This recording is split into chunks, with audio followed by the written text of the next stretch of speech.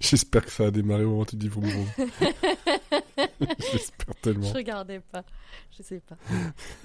C'est vraiment, je pense que c'est... On doit avoir au moins un room. S'il y en a qu'un, c'est encore plus bizarre. Mais même pas un seul vroom. T'aurais juste la fin d'un. Ça fait vroom. Un room. Le genre de bruitage que tu vois coupé assez court que tu ne puisses pas identifier ce que c'est. Qu'est-ce que ça fait Est-ce que dire? c'est humain? Ça dure une seconde.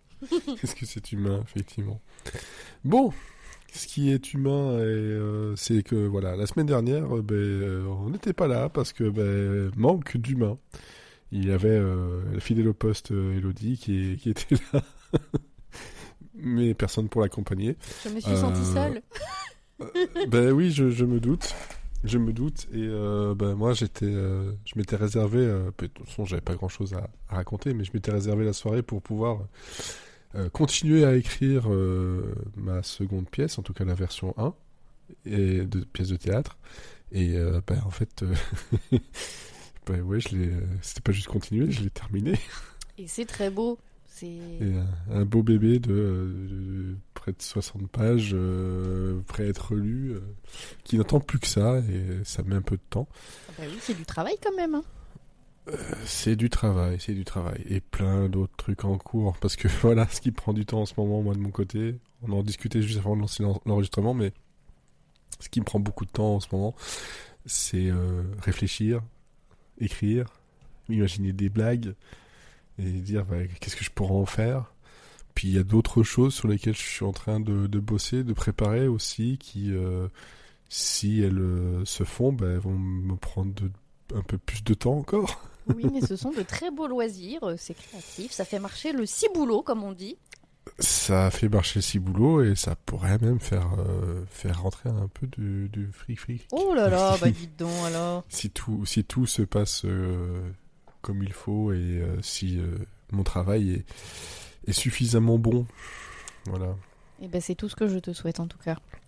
On commence à faire ses souhaits de nouvelle année. Ouais. Moi, mes souhaits de nouvelle année, c'est de finir ces putains de travaux que j'ai l'impression qu'ils ne font que s'accumuler les uns derrière les autres. Non, mais ça, c'est le principe d'avoir une maison, c'est que ça ne se termine jamais. Ouais, des petits travaux, ça va. Oui. Mais là, les parquets à changer alors qu'on peut quasiment pas bouger les meubles, c'est... Ah écoute, moi j'attaque l'année prochaine, ça, tu me diras. Enfin, moi je les change pas, je les ponce. Ce qui revient au même, faut tout bouger quand même. Ouais, mais t'as déjà pas à les mettre. Non, mais je crois que je préférerais foutre un parquet par-dessus. Je pense que c'est moins chiant que de poncer. C'est différent. Ça se tâte. Je suis en train de peser le pour et le contre. Surtout que, bon, maintenant, on va faire un podcast bricolage, hein, attendons. Mais le parquet, maintenant, c'est beaucoup plus simple à poser qu'à une époque. Enfin, tu clipses, quoi. Oui. C'est, voilà, le parquet, maintenant, avec les petits systèmes, tu clipses. Bon, ça a l'air toujours plus simple quand tu regardes une vidéo sur YouTube. Il faut avoir son petit maillet en caoutchouc. Et son tire-lame. D'ailleurs, j'ai même les termes. On a affaire à un professionnel, là. Non, mais j'ai appris à faire ce qu'on appelle du calpinage. Ah, oui, bien sûr, le calpinage. C'est pas très amusant, quand même, comme activité. J'adore ça. Ah ouais? J'ai adoré ça. Et j'ai fait ça tellement bien qu'à la lame près, j'avais le compte final de niveau parquet. Ça, c'est impressionnant. J'ai appris à faire ça. Je me suis dit, c'est cool. je vais faire ça. Ça faisait chier les autres. Et moi, le fait de la gestion, ça va. Ça me plaît bien. Je comprends. Non, Donc, je peux donner des cours de calpinage, voilà, si jamais vous voulez mettre un parquet. Tu te feras un petit compte sur Fiverr pour... voilà, en freelance sur des cours de calpinage. Oui, à l'heure de l'intelligence artificielle qui va finir par me prendre mon boulot, faut bien que j'apprenne à faire autre chose. Voilà, tu seras calpineur, ça se dit calpineur professionnel. Écoute, on va inventer le mot. Calpiniste. Ah, ça c'est que le parquet il est un peu penché. Dans les vieilles maisons. Oui, bah ça, oui. Je pense que moi, si je pose une bille actuellement dans mon bureau, elle traverse toute la pièce. Parce que tu crois que dans ma maison, c'est mieux? Bah, je pense que ça date d'à peu près la même époque. Hein. Ouais, ça...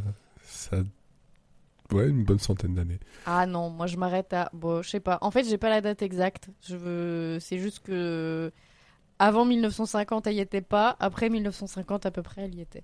Voilà. Ah ouais, non, moi, elle date d'avant 1950, Ah ouais, ouais, ouais. 1930 un peu moins. Donc presque 100 ans. Bravo, belle dame. Ouais, avec tous les problèmes. Ah bah ça je comprends, hein. Mais bon, voilà. Et donc on discutait aussi du fait que tous les deux, moi j'étais Monsieur Série pendant longtemps et que cette dernière année fait que Monsieur Série, j'ai changé de nom. Pourquoi? Parce que j'en regarde vraiment beaucoup moins et surtout de beaucoup moins de nouvelles parce que les nouvelles ont tendance à me faire chier, à m'endormir très vite. Donc je fouille dans les anciennes séries et voilà. Donc je me refais des Studio 60, je me refais des WKRP, voilà, qui sur l'émission de radio. Je fais tout ça.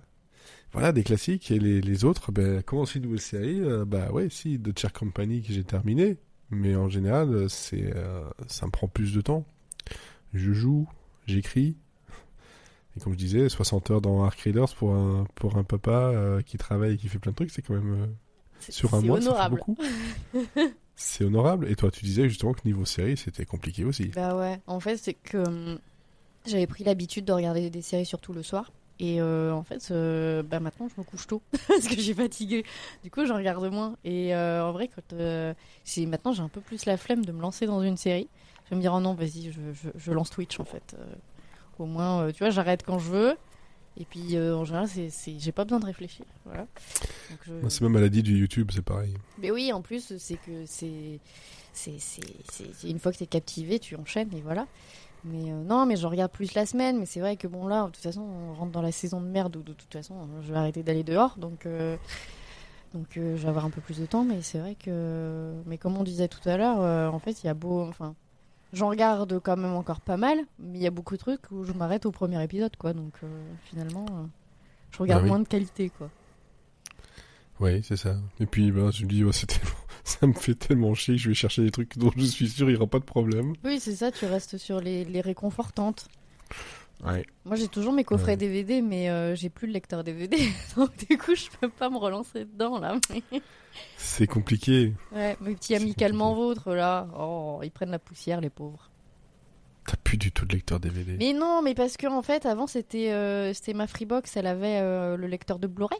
Mais j'ai changé de Freebox et il n'y a plus le lecteur de Blu-ray. Mais non, parce qu'il n'y a plus de lecteur sur rien du tout maintenant. Ah non. Puis ça me fait chier d'acheter un lecteur DVD en vrai. Mais ça va finir comme ça. T'avais pas une console? Non, même pas.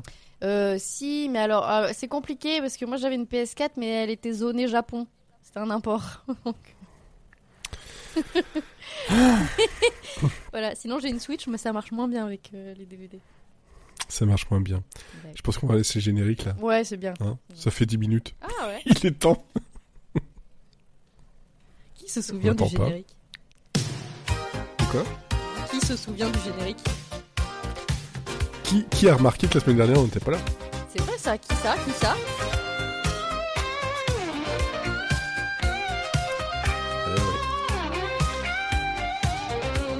Il n'y a plus aucun respect. On parle pendant le générique. Tout fout le corps, mon bon monsieur. Oh, écoute. Et puis, merde. Bon. Et puis, merde. Si jamais ça vous plaît pas, mettez un petit commentaire sur les réseaux, sur n'importe quoi, sur YouTube, mettez un petit commentaire. Genre, il n'y a plus de respect. Et là, il y aura juste un rampant qui va passer dans le vent. Parce que j'ai appris que ça s'appelait un rampant. La petite boule de paille, là, qui même pas de la paille, finalement, qui roule dans les westerns. Voilà, broussaille, ça s'appelle un rampant. Oui. Alors que ça ne rampe pas, ça roule. Bah oui. C'est con. Bah oui. Tu sais pas qui c'est qui a décidé ça, hein? Je sais pas. Bernard Rampant. Ah oui. L'aventure du rampant. Tout s'explique. Tout s'explique.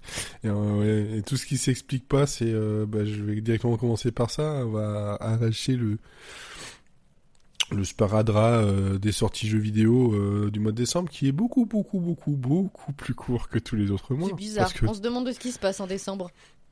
Oui, mais en même temps, attention, il y a quand même, aujourd'hui, on est le 1er décembre donc 2025, et est sorti Marvel Cosmic Invasion. Oui. Voilà, sur PC, PlayStation 5, Xbox Series, et je pense qu'il est aussi sur Switch. Il me semble bien, si je ne me trompe pas. Et peut-être même PlayStation 4. Oui, c'est ça, PlayStation 4.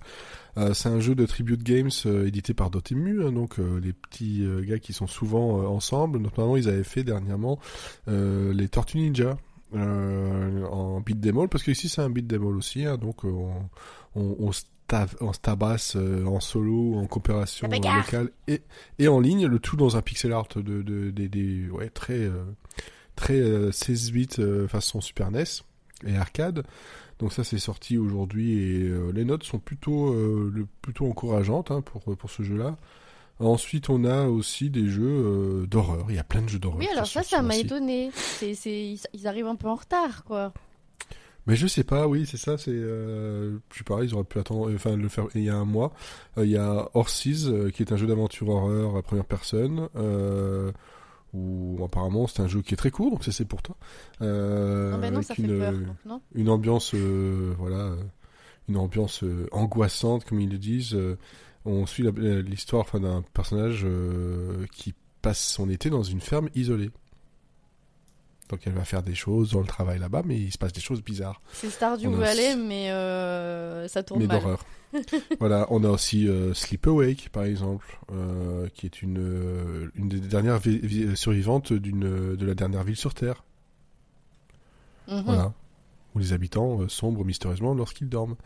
Donc tu vois, c'est des choses un peu... des concepts un peu comme ça, sympathiques, même si c'est pas le genre de jeu vers lequel je vais aller.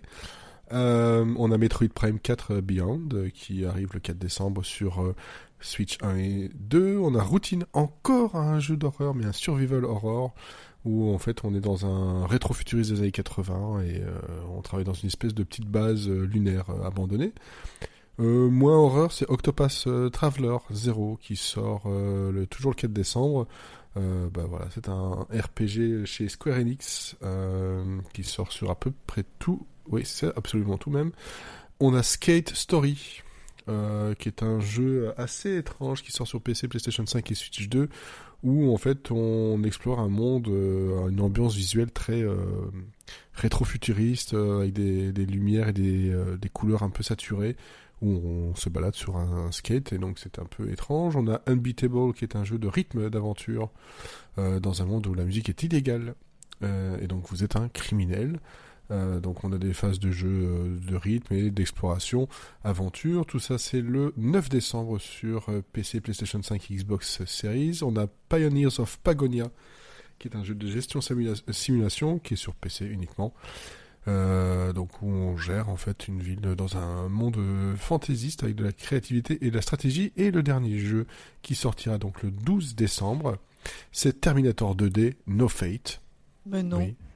Ben si, qui sort sur tout et qui est un jeu en scrolling horizontal, pixel art, où en gros on incarne, si je me trompe pas, Sarah Connor, mais pas que. Il y a aussi John Connor et le T800, et on avance dans un jeu où il faut tirer sur absolument tout.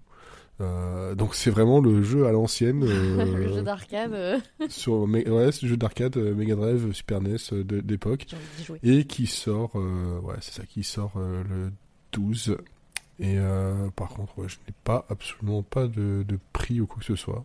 Bizarrement, je ne le vois pas. Ça doit pas être une fortune. Hein. Ben, j'ai l'impression que... Attends, je regarde un peu, mais j'ai l'impression qu'au contraire... Comment ? C'est ça qui me fait peur, parce que je vois des trucs qui font 50 €, donc ça me semble un peu cher oui. pour tout ça. La console avec. Ben oui, et puis là j'entends que quelqu'un essaie d'ouvrir la porte, et je pense qu'il va se faire... Voilà. T'as fait boum. Tout se passe bien, ça fait boum. Je revérifie Terminator 2D.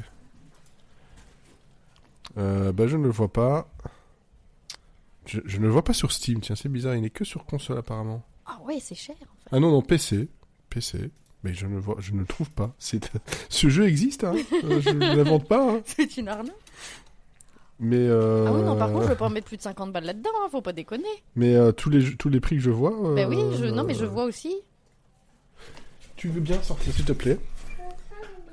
Je suis en train d'enregistrer, s'il te plaît, merci.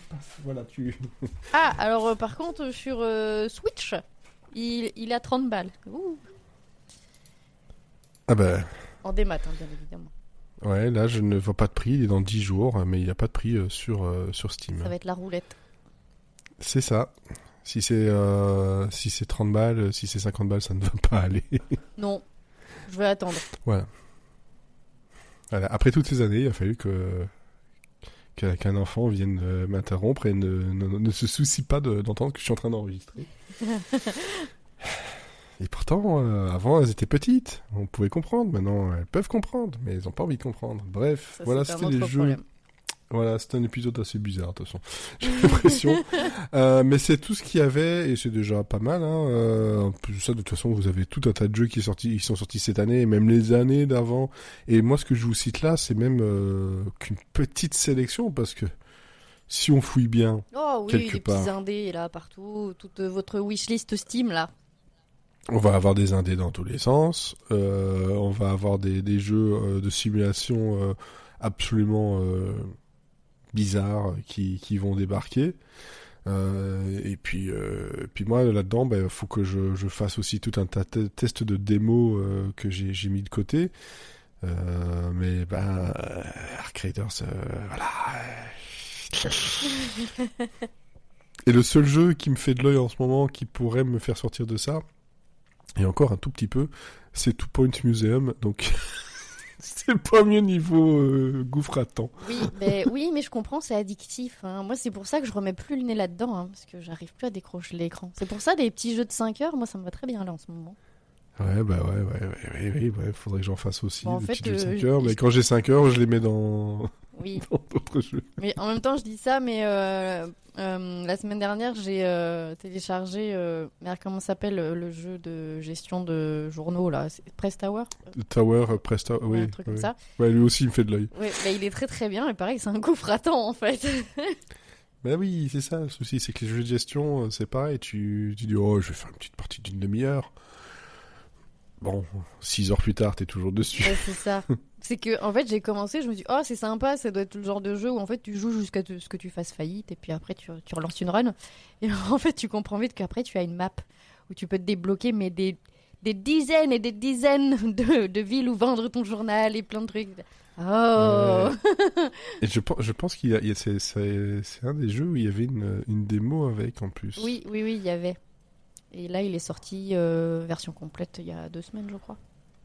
Oh, il n'y a pas très longtemps, parce que je pense qu'il est encore dans la liste des sorties. Voilà, News Tower. Après la sortie, donc c'était il y a 15 jours. 18 novembre. Hein. En fait, c'était lundi il y a 2 semaines, effectivement. Voilà, et il est toujours au prix... pour l'instant, il est en... Je sais pas si c'est le prix de lancement ou s'il est encore en offre, mais il est à 18 €. Ouais, donc, c'était le prix de l'offre.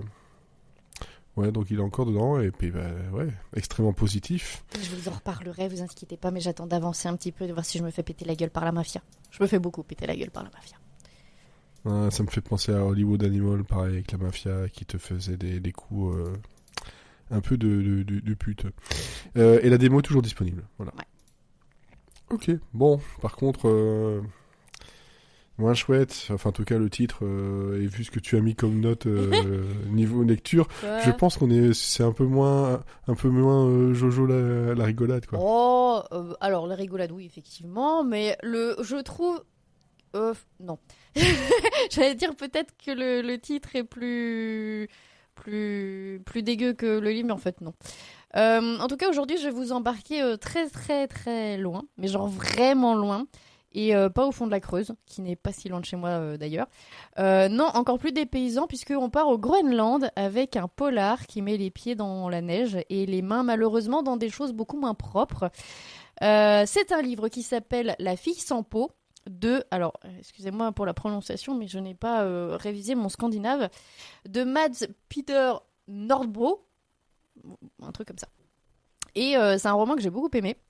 Et pour le dire tout de suite, si vous avez froid rien qu'en ouvrant le frigo, et vous êtes mal barré, hein, parce qu'ici on est sur un niveau d'hiver où la météo est une menace passive-agressive permanente. Voilà, c'est bon. Si peut-être lisez-le en pleine canicule, ça peut aider. La fille sans peau, donc c'est un polar, ça je l'ai dit, mais c'est pas un polar à la Scandinave pour le coup, comme oh waouh, incroyable, on a des effets spéciaux maintenant. C'est pas un polar à la Scandinave comme on en lit depuis à peu près 20 ans. Là, on passe dans ce qu'on appelle le Arctique noir. C'est une version polaire du roman noir nordique où le décor n'est pas seulement un décor, c'est un personnage à part entière. Et honnêtement, ce personnage-là mérite un Oscar et toutes les médailles que vous voulez parce que il est très présent et très prenant. Pour l'histoire, donc, on va suivre un journaliste qui s'appelle Matthew Cave qui débarque à Nuuk. Pareil, désolé pour les prononciations, je n'ai aucune idée de si ça se prononce comme ça, mais ça s'écrit Nuuk, alors je vais le dire Nuuk, pour travailler après un drame personnel. Déjà, rien que ça, on se dit, ah bah voilà, l'élément traumatique obligatoire du héros de polar, c'est un mec déchiré, tout ça, tout ça. Mais en fait, étonnamment, Mathieu n'est pas trop surjoué, il n'est pas dans la posture du gars qui boit des verres de whisky en fixant la pluie qui tombe sur la vitre. Non, lui, il bosse, il observe, il fait son job et il est plutôt attachant dans sa sobriété. Et dans tous les sens du terme, parce que ça picole là-dedans, en même temps il fait froid. Et très vite, on tombe sur le truc qui va lancer l'enquête, un cadavre de viking, littéralement sorti d'un glacier. Alors non, ce n'est pas Hibernatus, mais là, je vous avoue, il m'en fallait pas plus pour me ferrer comme un petit poisson d'eau glaciale. Moi, vous me dites cadavre de viking, j'arrête tout, j'annule mes plans, je pose le téléphone et j'ai un sourire d'enfant. D'enfant perturbé, certes, mais d'enfant quand même. Donc... Oui, quand même. Ouais. Voilà, je ne vous dis pas dans quel état est le cadavre, hein, je ne veux pas vous spoiler, mais effectivement un enfant très perturbé. Donc nous sommes dans un Groenland contemporain, ça rend l'ambiance encore plus intrigante. Alors, de mémoire, ça se déroule... en fait, ça va se dérouler à deux époques, mais pour l'époque que je vous raconte là, c'est 2014. On est dans une enquête moderne, mais avec des fantômes historiques qui viennent taper à la porte. Sauf que, évidemment, sinon ce serait trop simple, le cadavre disparaît, ce qui n'est pas courant, un cadavre qui disparaît. Oui, voilà, donc un truc vieux de 1000 ans retrouvé par hasard, hop, volatilisé dans la nature. Et pour couronner le tout, le policier chargé de surveiller le corps est retrouvé nu et éventré. Ce qui n'arrive pas tous les jours non plus, heureusement. Donc voilà, je vous ai prévenu, c'est pas un Cozy Mystery. C'est une émission sur une chaîne française, c'est Nu et éventré, c'est pas un truc comme ça ? Nu et éventré, ouais, c'est ça, ouais. C'est un truc de la France Télévisions, ça. C'est même peut-être bien France 5, ça. Oui, je pense. Ouais. Voilà, donc ce n'est pas un Cozy Mystery avec un chat détective qui boit du lait chaud. Ici, ça tranche dans le vif, mais genre littéralement. Et c'est là que l'intrigue commence vraiment à prendre forme parce qu'on se rend compte que cette affaire de cadavres fondus dans la glace réveille en fait d'autres affaires criminelles plus anciennes, des choses qu'on a essayé d'enterrer, parfois littéralement, et qui vont remonter à la surface comme les glaçons dans un mauvais cocktail. Ce que j'ai vraiment adoré dans ce roman, c'est que le Groenland n'est pas un décor carte postale, c'est pas décrit comme une destination touristique, genre ah yes, les icebergs c'est joli avec un filtre Instagram. Non, on a le personnage de Nordbo, on a l'auteur Nordbo qui vit là-bas. Il connaît les lieux, il connaît les tensions sociales, il connaît les villages isolés, la culture, les non-dits, les blessures, tout ça. Et franchement, ça se sent, parce que moi, j'y ai jamais foutu les pieds, de toute façon, il fait trop froid là-bas. Il y a quelque chose d'authentique, parfois rude, parfois très touchant. On découvre un territoire coincé entre tradition et modernité, avec une jeunesse qui tente d'exister dans des paysages qui peuvent littéralement vous tuer en moins de 5 minutes si vous ratez votre sortie et votre paire de chaussettes. Dans les personnages, on a, alors pareil, je le prononce comme je le lis, mais Tuparnak, un des meilleurs personnages du livre, c'est une jeune femme groenlandaise qui est chasseuse de phoques et qui est récemment libérée de prison après plusieurs meurtres. Dont celui de ses parents. Donc voilà, c'est pas la meuf qu'on invite. Accessoirement. Voilà, tant qu'à faire. C'est pas le genre de meuf qu'on invite à sa soirée raclette pour détendre l'atmosphère, mais elle apporte quelque chose de très brut, de très vrai. Et c'est un personnage complexe, parfois énigmatique, mais jamais caricatural. Et la dynamique qu'elle crée avec Mathieu est super intéressante. Il y a de la méfiance, il y a de la fascination, il y a des tensions. On n'est pas dans une romance forcée, mais on est plutôt dans une relation entre deux êtres abîmés qui se reconnaissent un peu D'ailleurs, il n'y a pas tellement de romance dans le bouquin, c'est vraiment pas l'ambiance. Au contraire, le livre va jouer beaucoup sur les non-dits, les secrets de village, les archives poussiéreuses, toutes ces choses qui font le sel d'un polar bien mené. Mais ce qui m'a le plus surpris, c'est à quel point l'enquête prend racine dans les traumatismes sociaux du Groenland. On parle d'alcoolisme, de violence, de déracinement, de suicide, de cicatrices coloniales, etc. etc. Et ici, Nordbo n'en fait pas trop. Il ne surligne pas au stabilo fluo pour dire « regardez comme c'est tragique ». Il va plutôt tisser ces éléments dans une intrigue qui reste pleine de tension, mais avec un fond humain solide. Et malgré toute cette noirceur, paradoxalement, on ne sort pas du livre déprimé. L'écriture est fluide, très accessible, sans fioritures. C'est un style qui va droit au but. Alors oui, certains auraient aimé un peu plus de raffinement, mais franchement, pour un polar, la clarté, l'efficacité, c'est un énorme point positif. On tourne les pages très vite et le rythme est extrêmement bien tenu. Ce que j'ai aimé aussi, c'est que l'enquête n'est jamais gratuite. Il y a une réflexion derrière. On n'est pas dans le gore pour le gore, parce que j'ai pas dit, mais c'est très gore quand même. Chaque découverte... Je pense qu'on avait compris, tu sais, sans le dire. Non, mais parce que je vous ai pas dit exactement ce qu'il en était, parce que je veux pas spoiler, mais c'est pire que ce que j'ai dit en fait. Ah ouais? Oui. Merde, moi qui voulais le conseiller à ma femme. Je pense que je vais éviter. Ben, alors après, c'est très culturel, hein. T'apprends plein de choses sur le Groenland, hein, mais bon... ils chassent des phoques, ces gens-là, hein, je rappelle. Donc voilà, chaque découverte, chaque scène choquante, chaque geste de violence a un sens dans un puzzle plus large. Et on sent que l'auteur a voulu montrer comment un territoire peut absorber l'histoire, la geler, la cacher jusqu'à ce que quelque chose réapparaisse, un peu comme ce fameux viking, pour rappeler au présent qu'il y a des comptes qui n'ont jamais été réglés. Et puis, franchement, on va pas se mentir, lire ce livre, c'est comme regarder une série nordique vraiment réussie. Il fait très bien ce truc où le décor, le climat et l'ambiance pèsent sur les personnages et sur nous en tant que lecteurs. C'est du froid qui vous rentre dans les os, mais qui vous donne envie de continuer. C'est un peu comme marcher dans la neige la nuit avec juste une petite lampe torche. Vous savez qu'il y a quelque chose là-bas dans le noir, mais vous n'êtes pas tout à fait sûr de ce que c'est. Et vous avancez quand même parce que vous voulez savoir, parce que vous êtes complètement embarqué. Et ben ce roman, c'est un peu ça. Un autre truc qui marche super bien, c'est l'alternance entre passé et présent. On lit des extraits du journal d'un policier qui avait enquêté sur les crimes il y a longtemps. Et ces extraits, honnêtement, ce sont parmi les meilleures pages du roman. Ils sont âpres, très crus, mais d'une humanité bouleversante. On y découvre des atrocités, mais on y découvre aussi un homme qui fait ce qu'il peut dans un monde qui le dépasse. Et c'est d'autant plus fort que l'enquête de Matthew va venir percuter cette histoire-là, comme si 2 générations essayaient de résoudre un même traumatisme. Et puis, j'aime bien les livres où le héros met un pied dans quelque chose de dangereux et au lieu d'appeler la police, il dit « Ah bah tiens, je vais creuser un peu, hein, parce que qu'est-ce qui pourrait mal se passer finalement ?» C'est un concept que je ne recommande à personne dans la vraie vie. Hein, vraiment, si vous trouvez un cadavre, appelez les gens dont c'est le boulot. Mais dans un roman, c'est extrêmement satisfaisant. On sent que Matthew va trop loin, qu'il gratte là où il faut pas. Et ça crée une tension délicieuse où on a envie de lui dire non mais arrête là, faut arrêter de pousser. Mais on tourne la page quand même, parce qu'on a quand même un peu envie qu'il continue. Et c'est un très bon point, puisque Nordbo maîtrise vraiment bien la tension. Il n'y a pas de longueurs inutiles, il n'y a pas de sous-intrigue qui s'étire comme du fromage fondu. Tout sert à l'histoire, tout nous rapproche de cette vérité enterrée dans la glace. Et je vous jure que quand la vérité éclate, c'est à la fois horrible, logique et profondément humain. Et vraiment, je ne m'attendais pas à ce genre de dénouement. Et c'est terrible, hein, mais c'était très beau à lire. Donc voilà, La fille sans peau, c'est vraiment un polar qui sait exactement ce qu'il fait. C'est sombre, oui. C'est glacial, oui. C'est très violent par moments, mais c'est aussi très juste, très touchant et extrêmement immersif. Donc si vous aimez les polars scandinaves, mais que vous commencez à en avoir marre des détectives dépressifs dans des appartements gris, eh ben essayez celui-là. C'est la même ambiance froide, mais avec une autre culture, une autre lumière, une autre profondeur. Et c'est une façon différente de regarder la noirceur. Et si vous n'êtes pas spécialement amateur ou amatrice de polar, eh bien tentez quand même. On est dans un récit très accessible, très prenant, qui raconte un lieu, une société et des personnages qui essaient de survivre chacun à leur manière à quelque chose de plus grand qu'eux. Mais voilà, c'est un excellent roman, c'est dépaysant, c'est tendu, c'est sombre et magnifique. C'est vachement bien. Par contre, voilà, âme sensible, s'abstenir parce qu'il y a vraiment des sujets, je ne dis pas tout, mais il y a des sujets quand même assez graves dedans.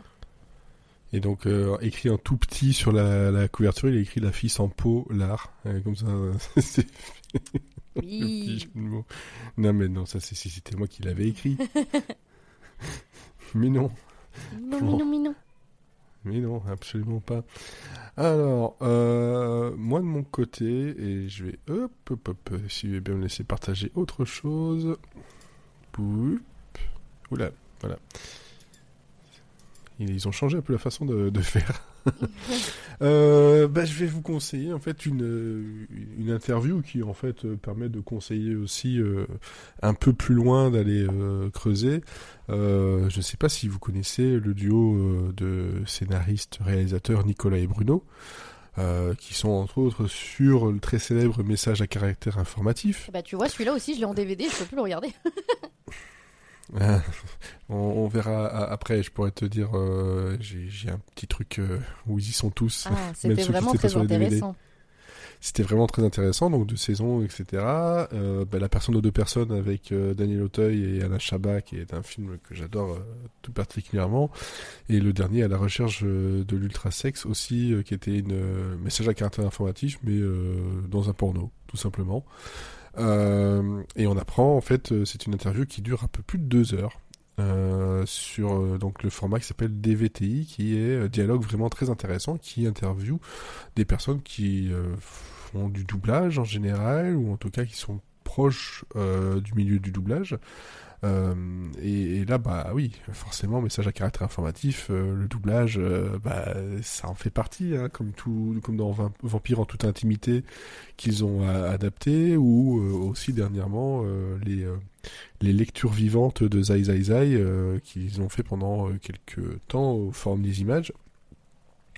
Donc ils reviennent sur leur carrière, ils reviennent sur ce qu'ils ont fait, ce qui était simple, pas simple, et globalement ce qui est absolument génial dans cette interview, c'est que déjà c'est drôle, moi je les aime vraiment beaucoup, on y apprend pas mal de choses, et surtout on rencontre 2 personnes qui adorent absolument ce qu'elles font, mais réellement, et qui en fait ils le disent, hein, on doit paraître pour des fous à dire que tout ce qu'ils ont fait, tout ce qu'on a fait, on adore ça, c'est génial et machin, alors qu'il y a certaines personnes qui vont se dire bah ouais, moi ce truc là, ouais bof, j'ai pas un bon souvenir de ça, finalement j'aurais peut-être pas dû le faire, et eux non, ils sont toujours très fiers de ce qu'ils ont fait, parce qu'en fait ils ont eu la chance de pouvoir faire réellement ce qu'ils voulaient, et sans frein.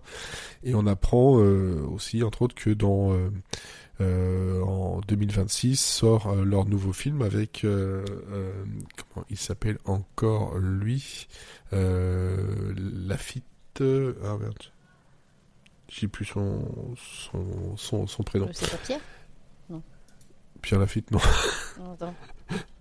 Non, Laurent. Ah oui, Laurent Lafitte, donc un film qui s'appelle Alter Ego. Et Alter Ego, ça parle de quoi? Parce que ils n'ont pas encore vraiment dévoilé quoi que ce soit, hein, mais ça parle d'une personne qui vit dans un lotissement tout à fait classique et banal, avec sa petite famille, etc. Et puis un jour, on vient emménager juste à côté de chez lui une personne qui, globalement, c'est lui, mais avec des cheveux longs. Mais lui, il voit qu'il y a une ressemblance, il sait qu'il y a un truc qui est louche, il le dit à tout le monde, et tout le monde est en mode non, absolument pas, il n'y a rien à voir.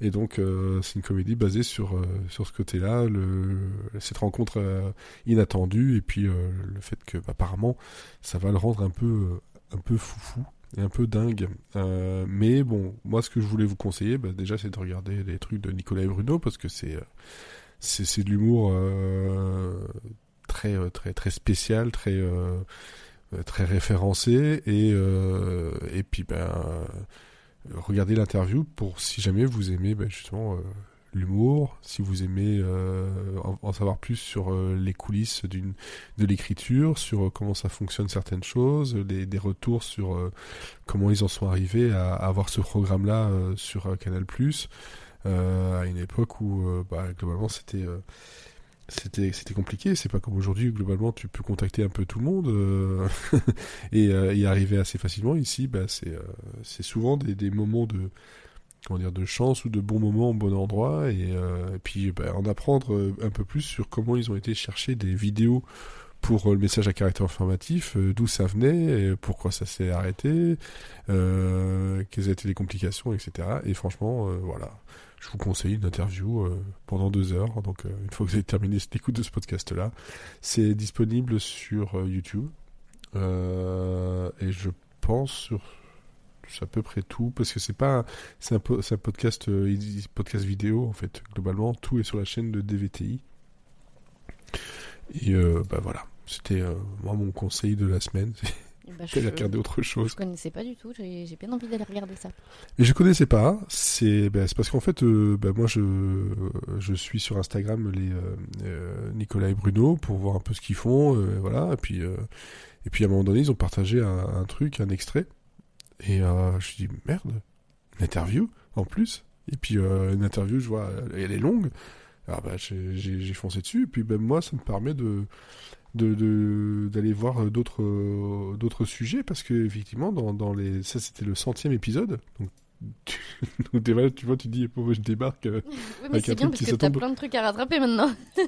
Voilà, et puis globalement, je me dis, moi je découvre ça maintenant, et alors qu'il y a déjà 100 épisodes, bon effectivement, comme tu dis, c'est pas grave, ça fait ça à découvrir. En plus de ça, dialogue vraiment très intéressant. Lui, l'intervieweur est très content parce que globalement, le titre de son podcast, c'est inspiré très fortement de Nicolas et Bruno.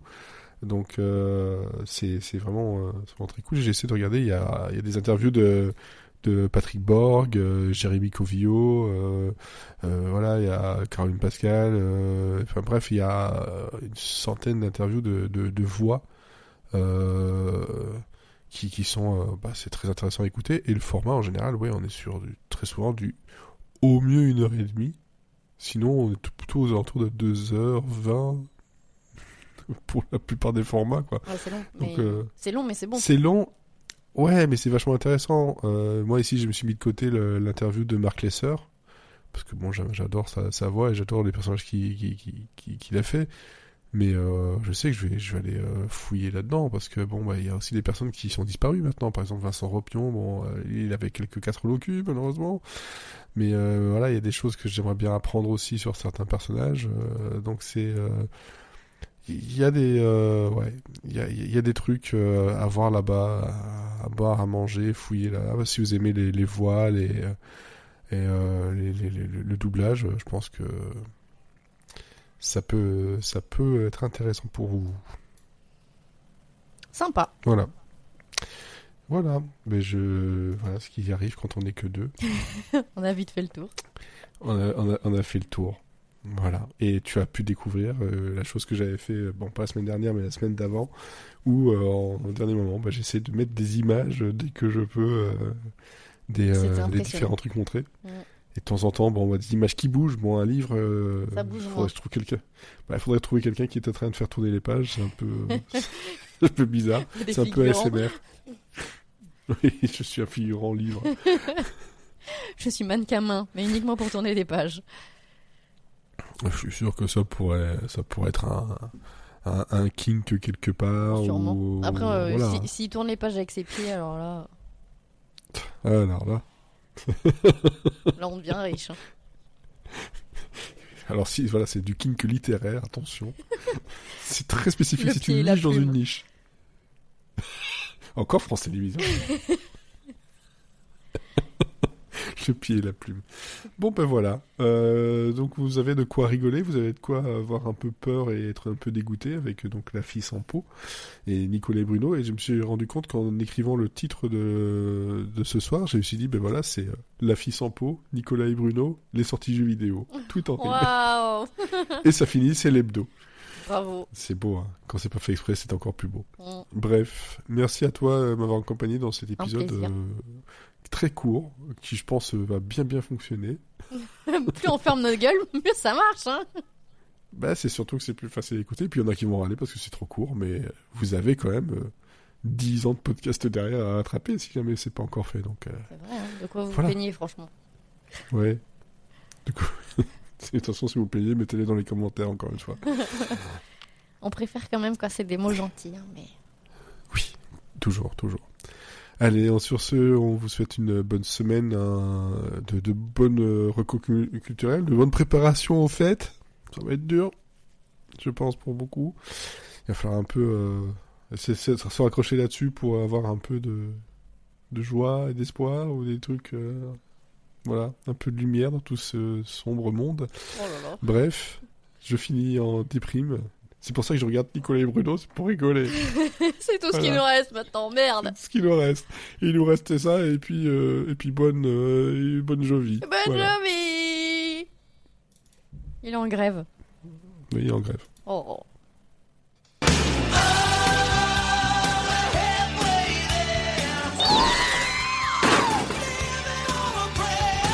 Ça ne fera jamais que le 52e mur que se prend ce bon vieux R2D2. Bon, il sent plus rien maintenant. Est-ce qu'il a déjà senti quelque chose un jour?